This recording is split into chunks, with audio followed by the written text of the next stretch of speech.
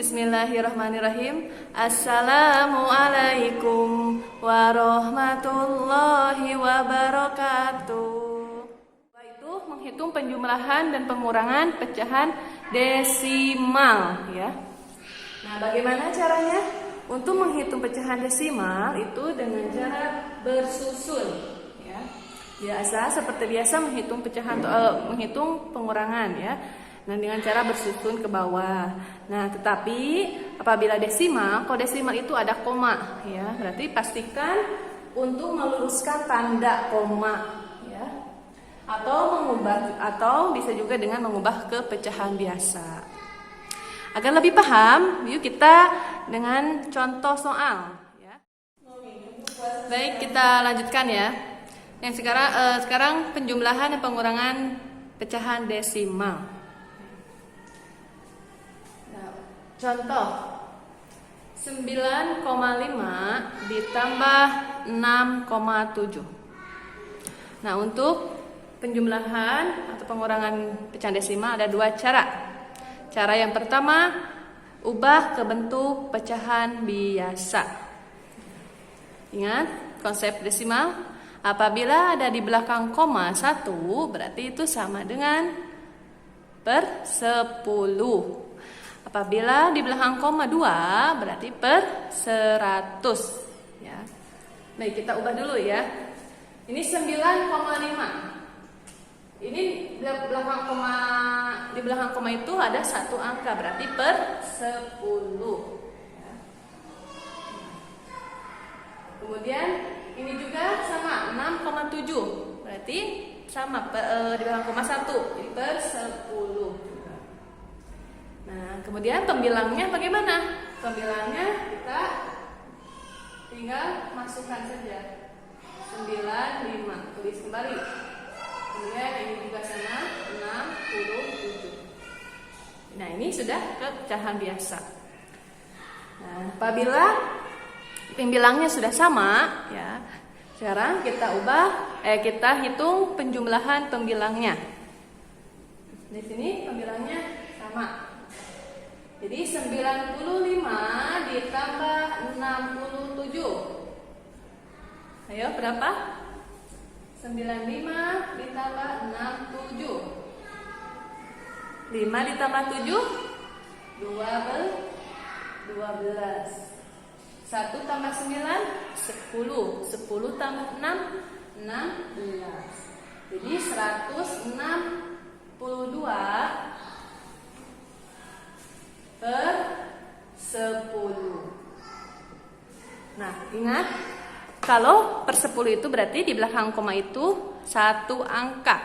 Nah, ini pembilangnya kita tulis kembali ya. Di sini harus ada satu angka. Di sini kita tulis 162 ya. Kita tulis, kemudian di belakang komanya itu ada satu angka. Berarti yang angka 2 ya, di belakang komanya itu di angka 2. Jadi 16,2.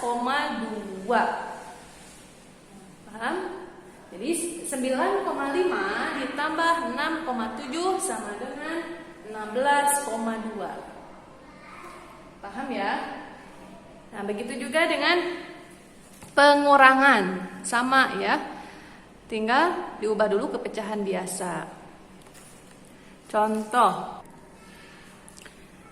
Baik, sekarang yang pengurangan ya.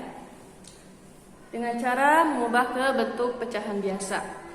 Di sana ada contoh 1 dikurangi 0,025 dikurangi 0,5 sama dengan kita ubah ke pecahan biasa. Nah, di sini ada bilangan bulat 1. Nah, 1 itu ya sama dengan karena di sini ada komanya yang paling banyak itu per 1000. Berarti 1000 per 1000. Jadi 1 itu harus sama pembilang dan dibagi penyebut itu akan menghasilkan 1. Ya, jadi pembilang dan penyebutnya itu sama. Yang Ibu kan dibagi dengan 1000 dibagi 1000. Kemudian di sini ada 0,025. 0,025. Berarti di belakang tanda koma itu ada berapa angka? ada 3 angka. Apabila 3 angka itu sama dengan per 1000. Ya. Ibu tulis ini penyebutnya per 1000. Kemudian tulis kembali di sini 25. 0025. Kalau ada 0 di depan tidak usah. 25 per 1000. Kemudian 0,5. 0,5 berarti di belakang angka itu ada 1 angka di belakang koma, jadi per 10. Kemudian ini pindahkan lagi 05, nolnya tidak usah ditulis. Baik, nah di sini ada penyebutnya itu ada 1000, ini ada 10.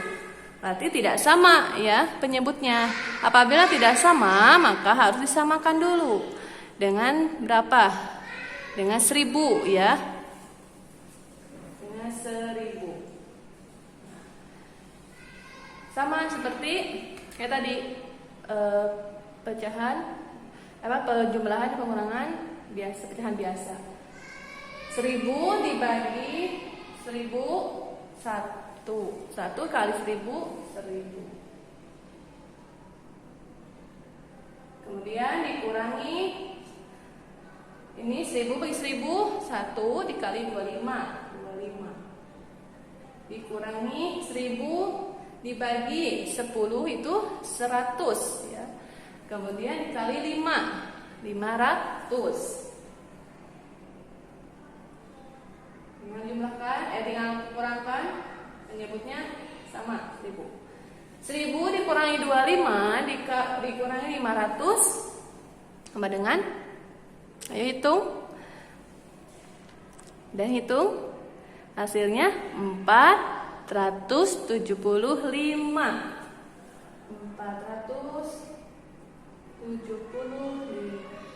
Nah, itu sudah pecahan biasa. Setelah udah pecahan biasa, ini hasilnya sudah pecahan biasa, kita ubah menjadi pecahan desimal.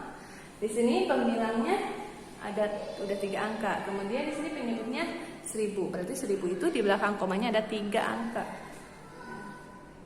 1, 2, 3. Nah, ini pembilangnya kita tulis di sini. 4, 7, 5. Karena pembilangnya sudah pas dari 3 angka ya. Berarti di depannya tinggal tambah 0. Jadi ini hasilnya 0,475. Paham? Paham ya? Jadi ingat, apabila di sini ada angka 1 hanya bilangan bulat atau angka 2 ya itu sama dengan pembilang dan penyebut itu sama. Ya. Paham? Paham ya? Sekarang kita lanjutkan ke cara kedua. Penjumlahan pecahan desimal dengan cara bersusun ya. Sama seperti melakukan 0,5 ditambah 6,7 dengan cara bersusun. Ingat, kalau bersusun dengan bersusun ke bawah, tanda koma ini harus sejajar ya. Harus sejajar. Ya. Baik di sini. Baik. Nah, apabila sudah menemukan hasilnya ya. Nah, sekarang kita tentukan komanya. Nah, komanya itu harus lurus. Berarti 16,2. Karena di sini yang 9,5 itu sama ya, satu angka koma dan ini sama satu angka di belakang koma. Berarti hasilnya juga harus sama dengan di belakang komanya itu 1. Jadi hasilnya 16,2. Sama tidak nih dengan penjumlahan dengan bentuk pecahan? Ya, sama ya, hasilnya 16,2. Coba sekarang pengurangan dengan cara bersusun. Yang itu ya sama. 1 dikurangi 0,025. Jadi kata ibu kalau 1 itu sama dengan 0,0. Dikurangi 0,025. Dikurangi 0,5.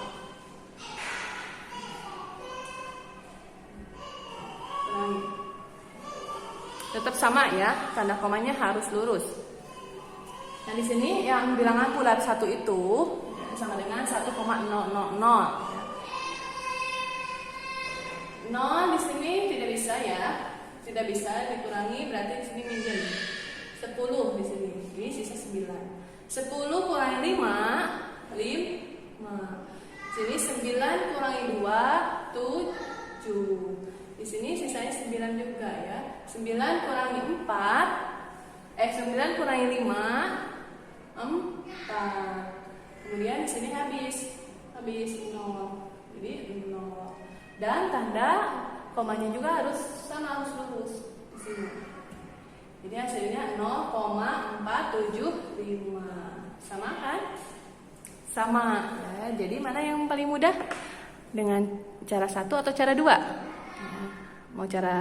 Kalau mau menggunakan cara 2, kalian harus teliti ya. Tanda komanya harus lurus ya, paham? Nah, silahkan ya.